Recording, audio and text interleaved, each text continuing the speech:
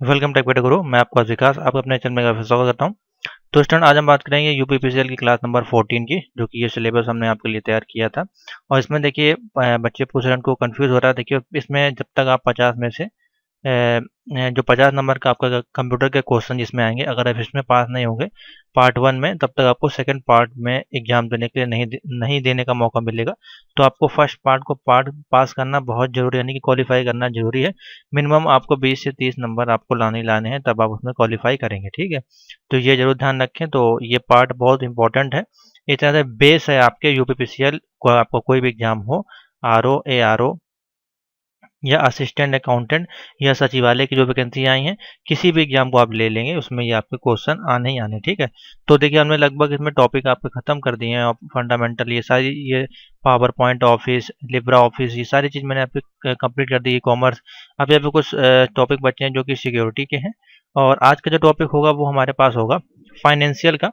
तो उसको हम देखते हैं, उसको कवर करते हैं। और पीडीएफ नोट देखिए सारे अवेलेबल हैं हमारे पास यूपीपीसीएल के सभी टॉपिक के, आप इसको परचेज कर सकते हैं। इसकी कॉस्ट ओनली 500 रुपये है। तो ये सारी पीडीएफ आपको मिल जाएंगी और वीडियो क्लास हम आपको फ्री ऑफ कॉस्ट दे रहे हैं। ठीक है, जिसको भी परचेज करना है वो व्हाट्सएप पे मैसेज करें और क्लास को कंटिन्यू करते हैं।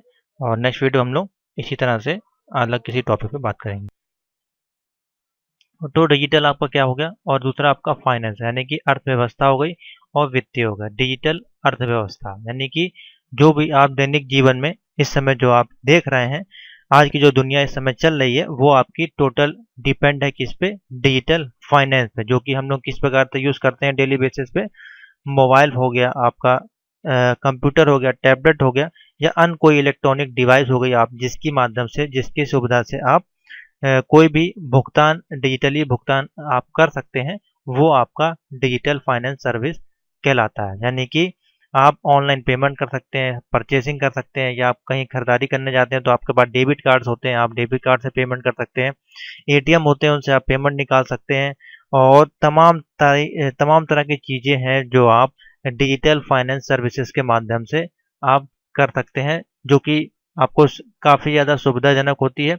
और जिसका कि कोई आपका, जैसे कि इसके एडवांटेज की बात करें तो काफ़ी ज़्यादा एडवांटेज हैं इसके।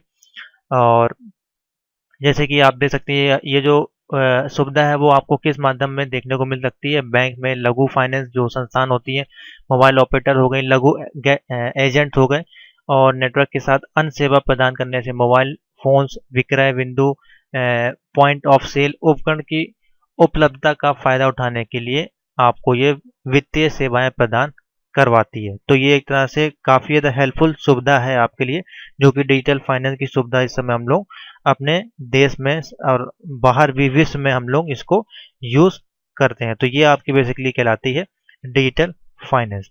अब इसमें कई तरह के पॉइंट आपके बनते हैं, जैसे कि डिजिटल वित्तीय के 3 प्रकार के आपके मुख्य घटक होते हैं, वो आप समझ लें कौन कौन से 3 मुख्य घटक इसके होते हैं।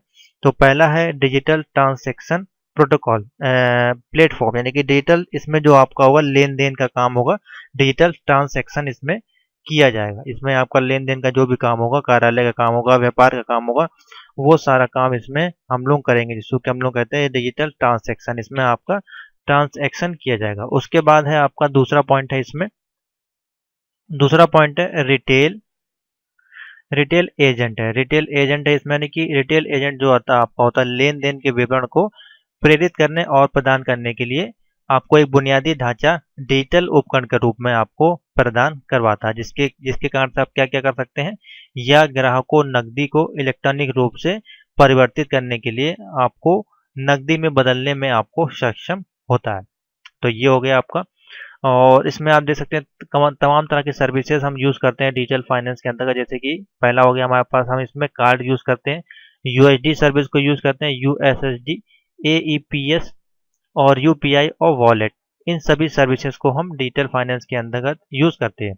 तीसरा पॉइंट था हमारे पास डिवाइसेस, यानी कि ग्राहक का डिवाइस मोबाइल फ़ोन की तरह डिजिटल हो सकता है, जो डेटा और सूचना प्रसारित करने का एक साधन है, या आपका जो भुगतान कार्ड यानी कि मशीन्स होती हैं, उनके माध्यम से आप पीओएस टर्मिनल जैसे डिजिटल डिवाइस से जुड़ सकते हैं।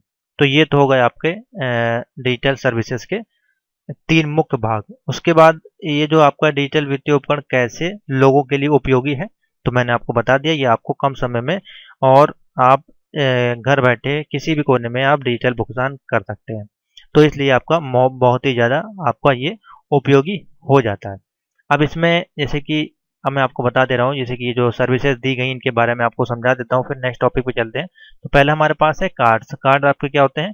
तो ये आमतौर पर बैंक द्वारा जारी किए जाने वाले एक इलेक्ट्रॉनिक कार्ड आपके होते हैं, जैसा कि आपको पता है, और जिनके माध्यम से आप कहीं भी जाते हैं शॉपिंग करने, आप उसके माध्यम से उसको भुगतान कर सकते हैं या फिर आप वहाँ से पैसा निकाल भी सकते हैं। जैसा कि यहाँ पे कार्ड जो है 3 प्रकार के हमारे पास अवेलेबल होते हैं। एक हो गया आपका डेबिट कार्ड, क्रेडिट कार्ड और प्रीपेड कार्ड। अब इनका क्या-क्या मतलब होता है तीनों को आप समझ लें। तो इन तीनों की फ़ोटो आप देख सकते हैं, इंटरनेट पे आपको मिल जाएगी, आपको यूज़ भी करते होंगे, आपके वॉलेट में उपलब्ध होगी। तो पहला हमारे पास प्रीपेड कार्ड है। तो ये ग्राहक बैंक अकाउंट से प्री लोडेड होते हैं, जो सीमित लेन-देन के लिए इस्तेमाल किए जाते हैं, यानी कि सीमित लेन-देन इसमें आप कर सकते हैं। इन्हें मोबाइल रिचार्ज की तरह रिचार्ज किया जाता है और उपयोग के लिए इसको सुरक्षित बनाया जाता है। इसको कहते हैं प्रीपेड कार्ड। उसके बाद हमारे पास आते हैं डेबिट कार्ड। इसे खाताधारी बैंक द्वारा जारी किया जाता है, जो बैंक अकाउंट से लिंक हुआ होता है, और डेबिट कार्ड इसमें करंट सेविंग ओवरड्राफ्ट की जानकारी रख पाते हैं और कोई भी खर्च उपयोगकर्ता के खाते में तुरंत काट लिए जाते हैं। तो डेबिट कार्ड के बारे में आपको पता ही है, आप डेली बेसिस पे यूज़ करते हैं। एसबीआई, एक्सिस, आईसीआईसी जो भी तमाम तरह की बैंकें हैं, उनके द्वारा जो डेबिट कार्ड प्रोवाइड किए जाते हैं आपको, आप उनके माध्यम से ऑनलाइन भुगतान या शॉपिंग किसी भी मॉल में आप कर सकते हैं और उससे आप एटीएम के माध्यम से वहाँ से पैसा भी निकाल सकते हैं। उसके बाद हमारे पास आता है क्रेडिट कार्ड। इसे बैंक, रिजर्व बैंक अधिकृत अन्य कंपनियों द्वारा जारी किया जाता है। इन्हें घरेलू या अंतर्राष्ट्रीय यदि अंतर्राष्ट्रीय उपयोग के लिए सक्षम बनाया गया हो और तौर पर इस्तेमाल किया जाता है। डेबिट कार्ड से अलग क्रेडिट कार्ड के मामले में कई ग्राहक अपने बैंक खाते में मौजूद धनराशि की मात्रा से अधिक धन भी निकाल सकते हैं, लेकिन यह क्रेडिट कार्ड के लिए निर्धारित सीमा तक अतिरिक्त धन निकाला जा सकता है। तो ये हो गए आपके 3 कार्ड जो मैंने आपको बता दिए हैं, सिंपल से हैं। इनकी तीनों फोटो आप देख सकते हैं, गूगल पे आपको मिल जाएगी, आप घर में हो तो आप उसमें भी देख सकते हैं। अब इसके लाभ क्या हैं वो आप देख लें। अपने कार्ड का उपयोग कभी भी खरीदारी के लिए कर सकते हैं, जैसे कि दुकान हो गया, एटीएम हो गया, वॉलेट हो गया और माइक्रो एटीएम हो गए। ऑनलाइन खरीदारी के लिए आप इसका उपयोग कर सकते हैं। डेबिट कार्ड एवं क्रेडिट कार्ड दोनों आप एटीएम से पैसे निकाल सकते हैं पीओसी के द्वारा, और सभी प्रकार के यूटिलिटी बिलों का भुगतान आप इससे कर सकते हैं। उपभोक्ता इससे टिकट, ऑनलाइन रिजर्वेशन, बस आदि की सुविधाएं आप इससे ले सकते हैं। उपयोगकर्ता ऐसे किसी भी स्थान पर सेवा को भुगतान के लिए कार्ड का उपयोग कर सकते हैं। और कार्ड कैसे प्राप्त किया जा सकता है? इसको प्राप्त करने के लिए आपका भारत का नागरिक होना चाहिए। नागरिक डेबिट कार्ड को बदल नहीं सकते हैं, बदल भी सकते हैं जैसा कि यहाँ पे दिया गया। और इसको इसको प्राप्त करने के लिए आपको बैंक अकाउंट खुलवाना होता है, वहाँ पे जाके अप्लाई करना होता है डेबिट कार्ड के लिए, और आपको विद इन 1 वीक के अंदर आपको ये मिल जाता है। इसके बाद अपना पासवर्ड आप बना के एटीएम से इसको एक्सेस कर सकते हैं। तो ये हो गया आपका कार्ड्स के बारे में। आगे चलते हैं, दूसरा हमारे पास है यूएसएसडी। क्या होता है इसको भी देख लेते हैं और सिलेबस के अनुसार चलते हैं तो ज़्यादा बेस्ट रहेगा। तो इसके बाद हमारे पास है वन टाइम पासवर्ड। उसके बाद हम फिर आएंगे इस पे यूएसडीडी वगैरह पे, क्योंकि हमारे पास ये बाद में है। पहले हमारे पास है one time password. Understanding one time password आपका क्या होता है इसके बारे में समझते हैं। तो मैं आपको बता दे रहा हूँ। तो सिंपल सा है, नामी से है OTP। आप डेली बेसिस पे अपना मोबाइल यूज़ करते हैं, आप कोई भी बैंक की सर्विसेज जैसे कि मोबाइल रिचार्ज करना, डीटीएच रिचार्ज करना, इलेक्ट्रिसिटी बिल रिचार्ज करना, या कोई भी आप ऑनलाइन काम करते हैं जो कि आपके बैंक अकाउंट से जुड़ा हुआ होता है, तो उसमें आपको OTP जनरेट किया जाता है। इसको कहते हैं वन टाइम पासवर्ड। यानी कि एक एक कोड आपको दिया जाता है 6 से 7 अक्षर का, जो कि जब आप डालेंगे तभी आपका वो पेमेंट वहाँ से ट्रांसफ़र होगी, एक्सेस होगी। यानी कि आप कोई भी ऑनलाइन परचेज खरीदारी कर रहे हैं अपने बैंक अकाउंट से, आपने सारी डिटेल डाल दी, लास्ट में आपसे हाई सिक्योरिटी कोड की डिमांड की जाती है, जो कि आपके मोबाइल बैंक अकाउंट से आपके मोबाइल नंबर से जुड़ी होती है। और जैसे ही आपके पास OTP आता है आपके फ़ोन पे और आप वो मैसेज को उठा के यहाँ पे डाल देते हैं वेबसाइट पे, तो वो आपका एक्सेस कर लेता है। तो आपका जो मोबाइल है वो बैंक से कनेक्ट होता है एक तरह से। तो बैंक से कनेक्ट होने के माध्यम से आपके बैंक अकाउंट से जो भी पैसे कटने होते हैं वो OTP के बाद डालने के बाद ही आपसे कट जाता है, जो कि एक सिक्योर कनेक्शन आपको प्रोवाइड किया जाता है, जिससे कि कोई और आपका पैसा ना निकाल ले या यूज़ ना कर ले। इसलिए आपको हर बार एक यूनिक, एक नया OTP जनरेट करके दिया जाता है, जिसको कि आपको शेयर नहीं करना होता है और इसको आपको अपने पास ही रखना होता है। और इसकी जो सीमित होती है मिनिमम आपकी 30 सेकंड या 60 सेकंड तक की वैलिडिटी के अंदर ही आपको इसको अपने मोबाइल में यूज़ करना होता है। कंप्यूटर, लैपटॉप जहाँ भी आप पेमेंट भुगतान कर रहे हैं वहाँ पे आपको इसको यूज़ करना होता है। इसके लाभ क्या होते हैं? वन टाइम पासवर्ड के आम गड़बड़ी से बचा जा सकता है, जो कि आईटी प्रशासन और सुरक्षा प्रबंधकों को पासवर्ड सुरक्षा के समान आपका रखता है। तो ये आपके लिए काफ़ी ज़्यादा हेल्पफुल हो सकता है, जिससे कि आपका जो बैंक अकाउंट है और आपका मोबाइल है, सारा चीज़ आपका खाता जो है आपका वो सिक्योर रहता है। तो इस प्रकार से इसका हम लोग यूज़ करते हैं। नेक्स्ट टॉपिक हमारे पास है, वन टाइम पासवर्ड हो गया, डिजिटल फाइनेंस हो गया, उसके बाद है और QR response. QR response code आपका क्या होता है इसके बारे में देखते हैं। तो क्यूआर रेस्पॉन्स कोड क्या होता है इसके बारे में आपको बताते हैं। जैसे कि क्यूआर रेस्पॉन्स कोड, अब जरा इसका इमेज निकालते हैं फिर आपको समझाते हैं। तो ये आप देख रहे हैं आपके सामने क्यूआर कोड, इस तरह से तमाम कोड आपको यहाँ पे दिखाई दे रहे होंगे। तो ये क्या होते हैं बेसिकली, क्यूआर कोड आपके क्या होते हैं? तो क्यूआर कोड एक प्रकार का मैट्रिक बार कोड या दो आयामी बार कोड होता है, जिसको कि हमने डेवलप किया था 1994 में जापान के मोटर वाहन उद्योग के लिए इसको डिजाइन किया गया था। यानी कि एक बार कोड पर एक मशीन पठनीय ऑप्टिकल लेबल होता है, यानी कि इसमें ऑप्टिकल लेबल्स होते हैं, आप देख सकते हैं। इसको जब आप स्कैन करेंगे तो वहां से आप इसको ट्रैक कर सकते हैं, पहचान कर सकते हैं और इसके आप पेमेंट कर सकते हैं। इसमें तमाम तरह के ऑप्शन आपको इसमें लोकेशन कर सकते हैं। इसके लिए बेसिकली इसका हम लोग यूज करते हैं, जिसको कि क्यूआर रेस्पॉन्स कोड जापान में पहली बार 1994 में इसका डेवलप किया गया था। आइडेंटिफिकेशन के लिए, टाइम ट्रैकिंग के लिए, डॉक्यूमेंट मैनेजमेंट और जर्नल मार्केटिंग के लिए इस कोड का हम लोग यूज करते थे। और इस समय तो हम लोग इसको पेमेंट के रूप में भी यूज करते हैं। आप स्कैन किया, आपके अकाउंट से ये क्यूआर कोड एक्टिवेट है, जैसे कि पेटीएम हो गया, गूगल पे हो गया, तो आप वहां से डायरेक्टली इसमें स्कैन करके भी पेमेंट को ट्रांसफर कर सकते हैं। तो ये बेसिकली आपका क्यूआर कोड है। आगे हमारे पास यूपीआई है, अनडिफाइंड पेमेंट इंटरफेस। ये क्या होता है आपको बता देते हैं। यूपीआई का फुल फॉर्म नोट कर लें, फुल फॉर्म इस चैप्टर से सबसे ज़्यादा पूछ जाएंगे। जैसे ओटीपी का फुल फॉर्म क्या होता है और यूपीआई का फुल फॉर्म क्या होता है, यूएसडीटी का फुल फॉर्म क्या होता है। तो ये फुल फॉर्म इसमें मोस्ट इंपॉर्टेंट है। अन यूनिफाइड पेमेंट इंटरफेस, तो यूनिफाइड पेमेंट इंटरफेस आपका क्या होता है? तो यह एक ऐसी प्रणाली होती है जो कई बैंकों को एक ही एप्लीकेशन में किसी भी भाग लेने वाले बैंक जो आपकी होती हैं, जो कई बैंकिंग सुविधाओं को मर्ज करके सीमलेस फंड जो आपका राउटिंग होता है उसको भुगतान करने के लिए आपको सुविधा प्रोवाइड कराती है। जैसे कि इस समय आप देख रहे हैं, आपके समय इस समय जो सुविधा चल रही है, इस समय जो टेक्नोलॉजी चल रही है वो आपकी किस बेस पे है? यूपीआई बेस पे है।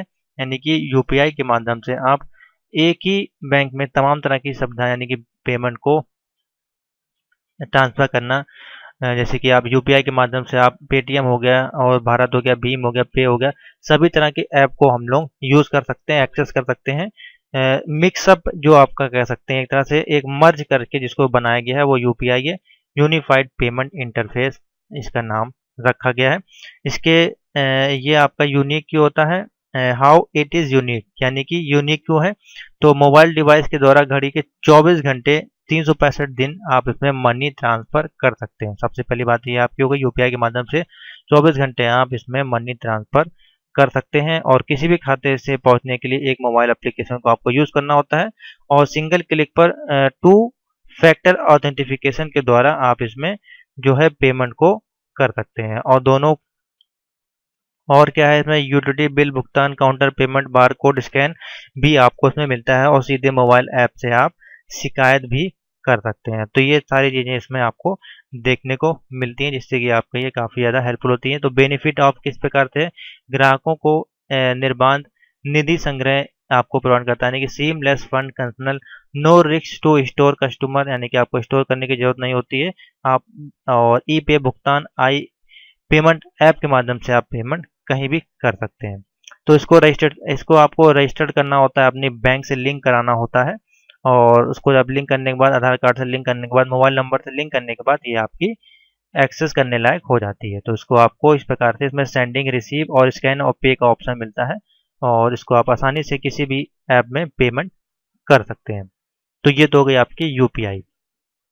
उसके बाद हमारे पास टॉपिक है एईपीएस यानी कि आधार इनेबल पेमेंट सिस्टम। अब ये जो सिस्टम है ये आपका अभी लागू हुआ है, लेटेस्ट फंक्शन आप कह सकते हैं, यानी कि आधार जिसका कि नाम है आधार इनेबल प्रणाली सिस्टम, यानी कि एपीएस का अर्थ होता है आधार इनेबल भुगतान प्रणाली, और एईपीएस एक नई भुगतान सेवा है जो आधार का उपयोग करके बैंक वित्तीय संसाधनों को भारत के राष्ट्रीय भुगतान नियम द्वारा विकसित की गई।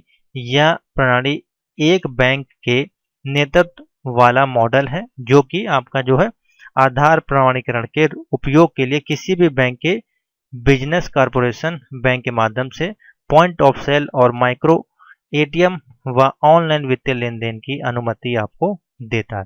तो इसके बेनिफिट क्या है आपके, तो बैंक के साथ साथ गैर बैंकिंग लेन देन बैंकिंग करस्पॉन्डेंट के माध्यम से इसको आप यूज कर सकते हैं, और एक बैंक से बैंकिंग का करस्पॉन्डेंस अन्य बैंकों के लेन देन भी आप इसमें कर सकते हैं। तो तमाम तरह की इसमें फैसिलिटी आपकी होती हैं जिसको कि हम लोग बोलते हैं एईपीएस। ये भी आपको दिखा देते हैं, एईपीएस आप डालेंगे यहाँ पे आधार इनेबल बेस्ड सिस्टम, तो ये आपकी सर्विस है। आपको इसमें बेसिकली करना क्या होता है, आपको जाना होता है जहाँ भी इसके ऑफिस या केंद्र होते हैं वहाँ पे आपको जाके अपना अंगूठा स्कैन करना होता है और आप वहाँ पे जाके पैसे निकाल लेते हैं। अपने आधार कार्ड आपको ले आना पड़ता है, अपना अंगूठा बायोमेट्रिक देना होता है, और आप उसके बाद इससे पैसा आप ले सकते हैं जितना भी आपको ट्रांजेक्शन करना होता है। तो ये इसकी सर्विस है, आपने यूज़ की होगी। बेसिकली ग्रामीण क्षेत्र में इसका ज़्यादा देखने को मिल सकता है सफल उपयोग। तो इसमें बेसिकली माइक्रो एटीएम पर जाएं और विभिन्न विकल्प चुने गए जैसे कि कैश ड्रॉ, डिजिटल कैश पे चेक करना या पिन नंबर दर्ज करना होता है, फिर आपको उसमें आधार कार्ड नंबर दर्ज करना होता है और फिंगरप्रिंट स्कैन करनी हो, तो उसके बाद आप इसमें लेन देन कर सकते हैं। इसमें आप क्या क्या कर सकते हैं, कैश को डिपॉजिट कैश जमा कर सकते हैं, निकाल सकते हैं, बैलेंस देख सकते हैं, मिनी स्टेटमेंट देख सकते हैं, और आधार कार्ड तो आधार कार्ड में यानी कि एक आधार कार्ड से दूसरे आधार कार्ड में इसमें आप पेमेंट को भी ट्रांसफर कर सकते हैं। तो ये सारी चीज़ें आप इसमें बेसिकली कर सकते हैं। तो इस प्रकार से ये आपकी डिवाइस होती है। आगे चलते हैं।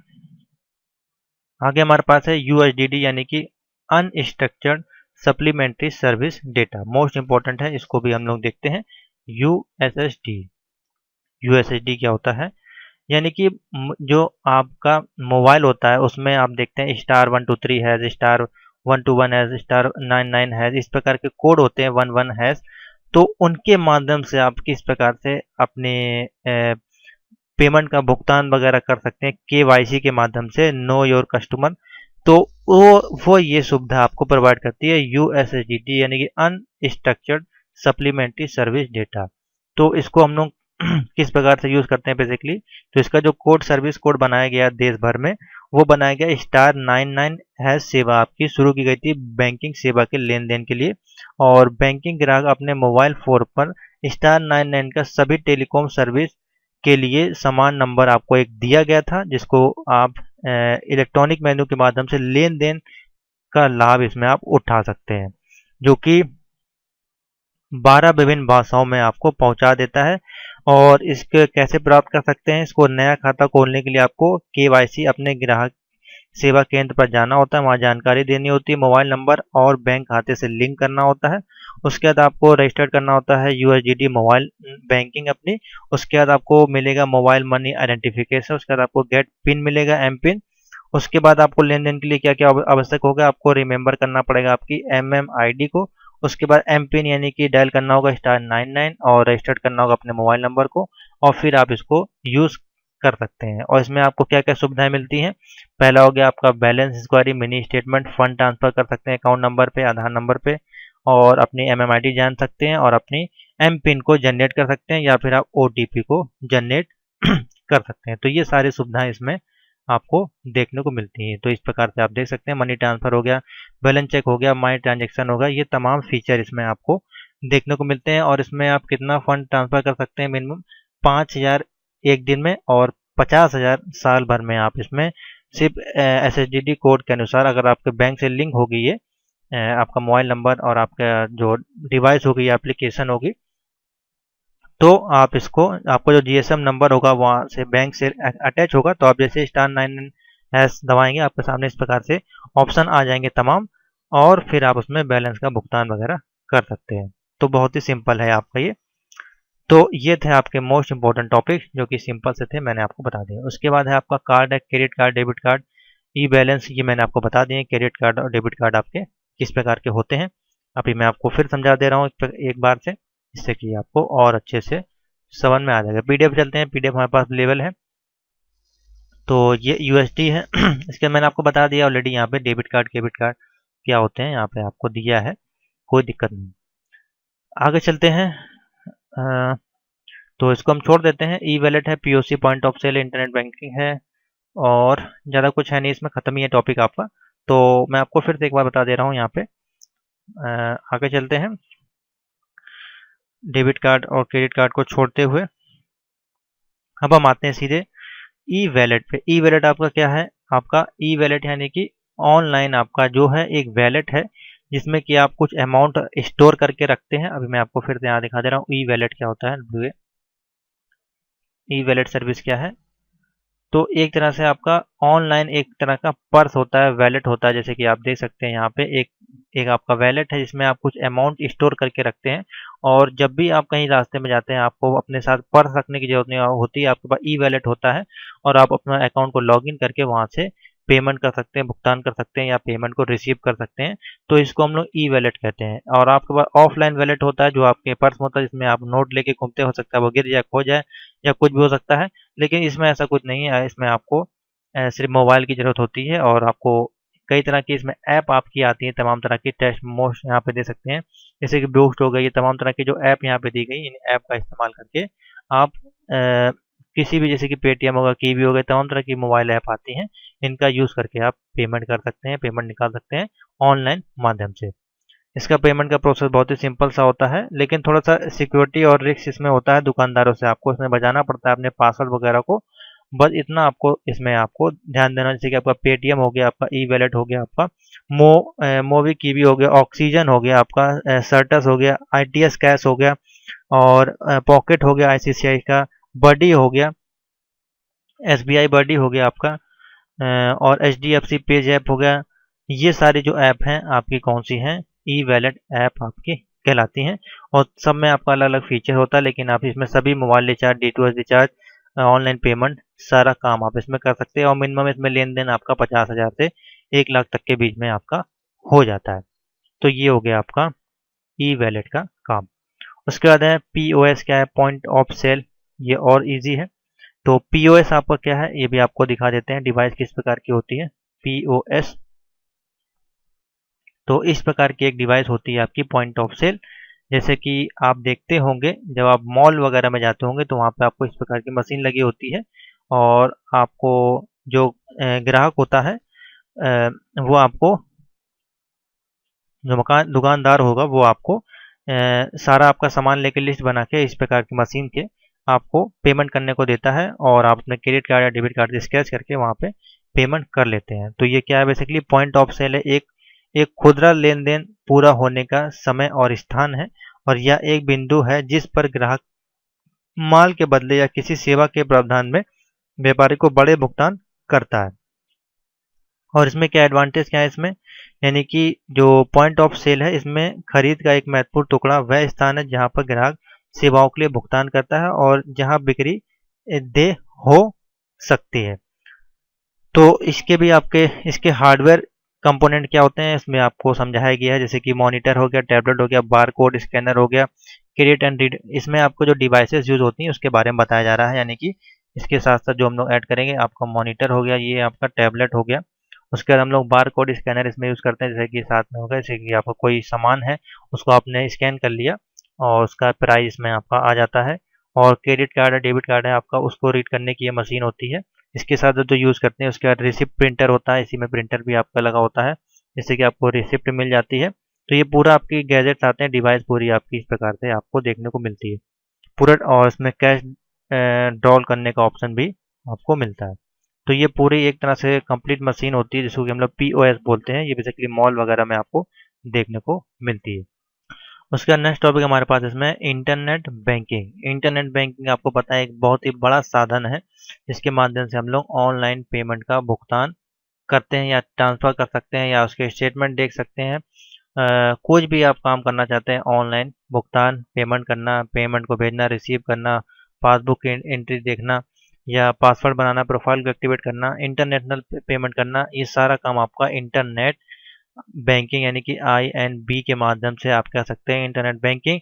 इसमें जो आपकी प्रणाली काम करती है वो पहली आपकी हो गई, वो हो गई आपकी इंफॉर्मेशन ओनली सिस्टम यानी कि केवल सूचना प्रणाली। दूसरी हो गई आपकी इसमें इलेक्ट्रॉनिक इंफॉर्मेशन ट्रांसफर सिस्टम यानी कि इलेक्ट्रॉनिक सूचना अंतरण प्रणाली। तीसरी हो गई फुल्ली इलेक्ट्रॉनिक ट्रांसैक्शनल सिस्टम। तो ये 3 प्रणाली है जो आपकी इंटरनेट बैंकिंग के माध्यम से काम करती हैं, जो कि शाखा स्थान बैंक इत्यादि उनकी विशेष ऋण और जमा गणना की वेबसाइट की जो जानकारी होती है सारी आपके बैंक के डेटा वो वेबसाइट पे आपका डाल दिया जाता है, जिसको आप दुनिया के किसी भी कोने में लॉगिन आईडी पासवर्ड के माध्यम से एक्सेस कर पाते हैं। जैसे कि आप ये देखेंगे जब आप SBI की लॉगिन करेंगे तो वहाँ पे आपको यूज़र आईडी पासवर्ड मांगेगा और आप जैसे उसमें पासवर्ड इंटर कर देंगे तो आपको सामने एक प्रोफाइल ओपन हो के आएगी जिसमें आपका पूरा बैंक का ब्यौरा होगा और वहाँ से आप सारी चीज़ों को एक्सेस कर सकते हैं, पासवर्ड बना सकते हैं, प्रोफाइल को चेंज कर सकते हैं, आधार को लिंक करा सकते हैं और पेमेंट को ट्रांसफ़र कर सकते हैं, निकाल सकते हैं।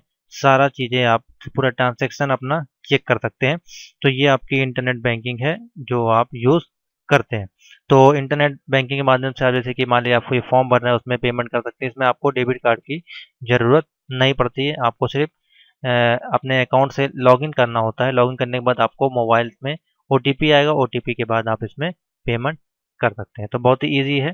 इसमें आपको डेबिट कार्ड के नंबर को याद करने की ज़रूरत नहीं है। आपको सिर्फ एक बार जब भी आप अकाउंट खुलवाएंगे जाके किसी भी बैंक में वहाँ पर जाके आपको प्री प्रिंटेड की नंबर लेना होता है और अपने बैंक अकाउंट कोई भी ऐप अगर आप यूज़ कर रहे हैं जिस भी कंपनी की उस ऐप को डाउनलोड करने के बाद आपको उस pre printed user kit ID जो आपको मिलती है, जो आपको डुप्लीकेट आपको मिलता है, उसको फर्स्ट टाइम डालना होता है। उसके बाद आपको अपना पासवर्ड और यूज़र आईडी बनाना होता है। उसके बाद आप उसको अकाउंट को एक्सेस कर सकते हैं और वो लास्ट पेमेंट आपकी तभी एक्सेस होगी जब आपको OTP जनरेट होगा।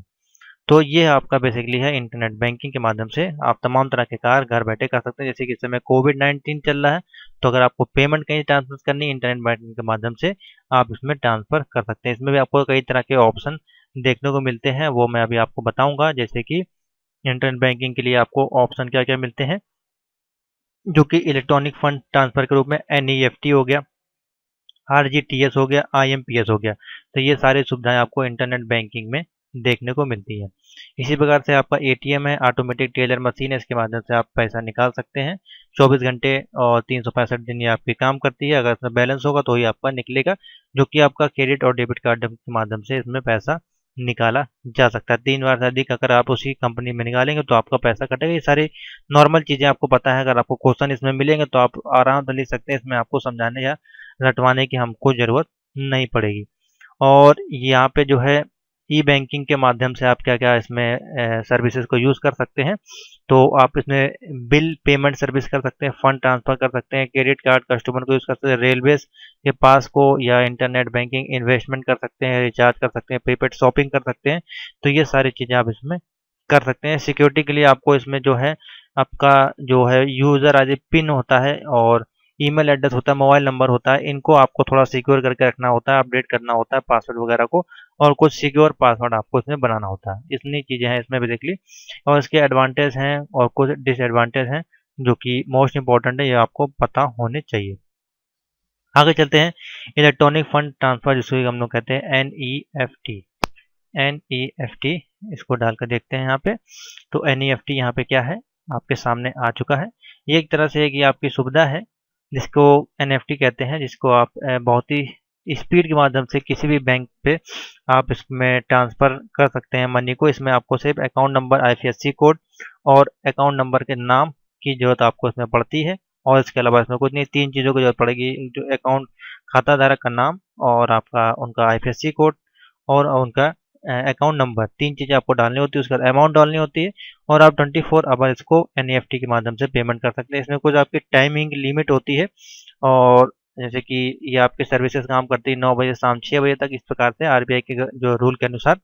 तो उसके माध्यम से आप इसमें जो मिनिमम ट्रांजेक्शन पर आप कर सकते हैं 50,000 तक आप इसमें जो है पैसा भेज सकते हैं बहुत ही फास्ट है। ये ऑप्शन आपको कहाँ देखने को मिलते हैं? ये जो NEFT, RTH और IMPS है, ये आपको ऑप्शन देखने को मिलते हैं। बेसिकली इसमें कुछ जैसे कि पेमेंट गेटवे आप देखेंगे तो मिनिमम 1-2 लाख और इसमें जो इसकी लिमिट दी गई है वो यहाँ पे दी गई है। और इसको यूज़ करने के लिए आपको जो है यूज़ करना पड़ेगा आपको मोबाइल में इंटरनेट बैंकिंग। इंटरनेट बैंकिंग जब आपके में होगी तभी ये ऑप्शन आपको मिलेंगे। तो NTFT जो आपकी है 24 घंटे आपकी काम करती है। ये आपको जो बनाई गई थी फंड के अनुसार 16 दिसंबर से आपकी 2019 से ये 24 घंटे तक आपकी काम करने के लिए इसको बनाया गया। तो इसके उपयोग क्या है? तो इसमें जो आपका है रिमीटर को लाभार्थी यानी कि दी रिमीटर डर नॉट सेंड फिजिकल चेक, यानी कि आपको इसमें चेक वगैरह सेंड करने की जरूरत नहीं होती है। आप डायरेक्टली किसी भी खाते को आप पेमेंट कर सकते हैं। तो ये आपको पता है, बेसिक इजी चीज़ें हैं, इसको मैं आपको ज़्यादा कुछ डिटेल में समझाऊंगा नहीं। उसके बाद आपका है IFSC है। IFSC क्या है? ये भी आपका फंड ट्रांसफ़र है। देखिए इसमें जो आपका 11 अंकों का कोड होता है जो कि 4 अल्फ़ा होते हैं आपके और एक शून्य होता है, और ये भी आपका NEFT की तरह ही आपका काम करता है। उसके बाद आपका है RTGS। RTGS भी आपका एक फंड ट्रांसफर का सिस्टम है जो कि ओनली 8 बजे से शाम 4 बजे तक आपका ये काम करता है, लेकिन ये जो है आपका 24 घंटे कार्य करने वाली प्रक्रिया नहीं है। तो ये आपका बेसिकली इसमें डिफरेंट हो जाता है इन तीनों सर्विस में। और इसमें जो है मिनिमम 2 लाख रुपए तक का आप ऊपरी सीमा नहीं भेज सकते हैं। तो ये आपको दिया गया है, इसमें आप देख सकते हैं। इसके बेनिफिट है आपके, इसमें आपको हस्तांतरण और सेफ सिक्योरिटी आपको मिलती है। RTGS लेन देन का कोई राशि कैंप आपको नहीं देना होता है। तो तमाम तरह के इसमें आपको लाभ मिलते हैं। उसके बाद है जो है हमारे पास लास्ट है जो कि है इमीडिएट पेमेंट सर्विस, जिसको कहते हैं IMPS। इमीडिएट का मतलब है आप तुरंत, आपको अगर भुगतान करना है किसी को भी तो इमीडिएट ये आपकी 24 आवर आपका काम करती है। छुट्टी हो उसमें भी आपकी काम करती है, और मोबाइल हो, इंटरनेट बैंकिंग, ATM चैनल, ये सभी में आपको IMPS सर्विस की सुविधा मिलती है। इसमें आप मनी को सेंड कर सकते हैं और रिसीव कर सकते हैं, और ये आपको सुविधा मिलती है QSAM यानी कि क्वेरी सर्विस और आधार मैपर में भी, जिसमें कि *99*99# के माध्यम से भी आप IMPS को यूज़ कर सकते हैं। तो ये बेसिकली सर्विस इसमें होती है। तो आशा करते हैं आपको सारे टॉपिक समझ में आ गए होंगे। लास्ट टॉपिक है online bill payment. Online bill payment क्या है? ऑनलाइन भुगतान करना है आपको इलेक्ट्रॉनिक सेवा के माध्यम से, जिसको कि आप इंटरनेट बैंकिंग हो गया और आपका क्रेडिट कार्ड हो गया, डेबिट कार्ड हो गया, किसी मोबाइल ऐप, ई-वॉलेट के माध्यम, किसी माध्यम से ऑनलाइन बिल का जो भुगतान करना है वो आपका ऑनलाइन भुगतान किसी भी तरह का हो सकता है। राशन का हो सकता है, पानी का हो सकता है, बिल का हो सकता है, टीवी रिचार्ज हो सकता है, मोबाइल रिचार्ज हो सकता है, इंटरनेट रिचार्ज हो सकता है, गैस रिचार्ज हो सकता है, किसी भी प्रकार का आप उसमें रिचार्ज शामिल कर सकते हैं। आपका टिकट रिजर्वेशन हो गया, कोई फॉर्म की पेमेंट हो गई, तमाम तरह के काम आपके ऑनलाइन बिल पेमेंट के अंतर्गत आते हैं। तो ये बेसिकली डिजिटल फाइनेंस की है जो इस समय आपके लेटेस्ट मार्केट में चल रही है, जो कि आपको यूज़ करना ही है। अगर आप दुनिया के किसी कोने में भी जाते हैं तो आपको ये सर्विसेज के बारे में पता होना चाहिए, तभी आप इसमें सफल हो पाएंगे और जल्दी से आप इसको यूज़ कर पाएंगे। तो यही थी आज की क्लास। आज का ये चैप्टर मैंने खत्म कर दिया है, इसमें कुछ ज़्यादा था नहीं, ये आपको सारी चीज़ें पता है पहले से। जिन लोगों को नहीं पता है, जो लोग गाँव में रहते हैं, जिन लोग अभी तक यूज़ नहीं करते हैं, तो उनके लिए वीडियो काफ़ी ज़्यादा हेल्पफुल होगी। तो वीडियो अच्छी लगी तो लाइक करें, शेयर करें, और ये टॉपिक यहीं पे खत्म होता है। नेक्स्ट टॉपिक हम लोग बात करेंगे ओवरव्यू ऑफ साइबर सिक्योरिटी। तो थैंक यू फॉर वॉचिंग।